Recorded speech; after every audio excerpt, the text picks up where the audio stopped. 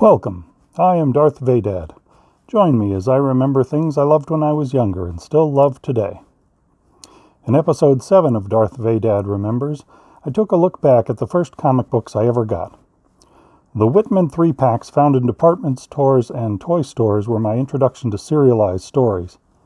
But by late 1979, I started to pick up comics one at a time here and there. I clearly remember having 3 Marvel comics published the same month: Iron Man 130, Avengers 191, and Marvel Team-Up number 89. All 3 were labeled January 1980 on the covers, but they would have shown up in stores during the autumn of 1979. I probably bought them at the same time with allowance money I earned from doing household chores. When I was even younger, I had seen Marvel cartoons based on early issues of the Fantastic Four, the Avengers, and their biggest star, Spider-Man. I already had some DC comics from Whitman bags, collecting issues of Superboy and the Legion of Superheroes, but Iron Man and Spidey were always among my favorite heroes. In late 1979 and early 1980, Marvel wasn't publishing a lot of original superhero stories. The Mighty Marvel checklist printed in each of those 3 comics I had showed a lot of reprints and tie-ins to toys like the Micronauts and Shogun Warriors, or characters from other media, such as Conan the Barbarian and Battlestar Galactica. In fact, with their December 1979 adaptation of Star Trek the Motion Picture, Marvel was publishing both Star Wars and Star Trek comics as the 80s began.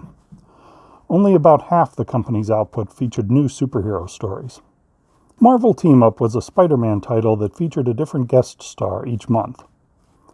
Issue 89 was really more of a Nightcrawler story written by famed X-Men scribe Chris Claremont.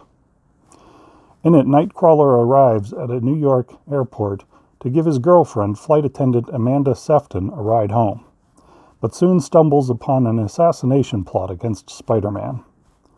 The circus owner arranging the hit had put Nightcrawler in a freak show years earlier, so the hero has a personal score to settle in addition to helping Spider-Man. In Iron Man 130, Tony Stark is visiting his company's Hong Kong office when a disgruntled employee summons a magical entity from another dimension. The All-Devourer sends a variety of monsters to kill 7 humans so he can cross over to Earth.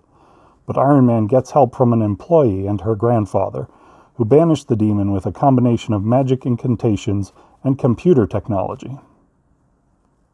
Avengers 191 was the second part of a story pitting the team against the Grey Gargoyle.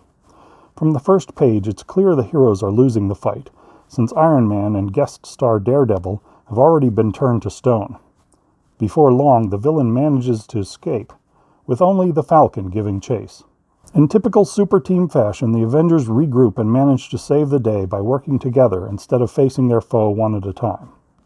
This story was my first exposure to John Byrne's art, and he remained a favorite of mine for many years. By some strange coincidence, one of the fan letters printed at the back of Avengers 191 asked if the Scarlet Witch's powers would allow her to have children with her synthezoid husband, the Vision.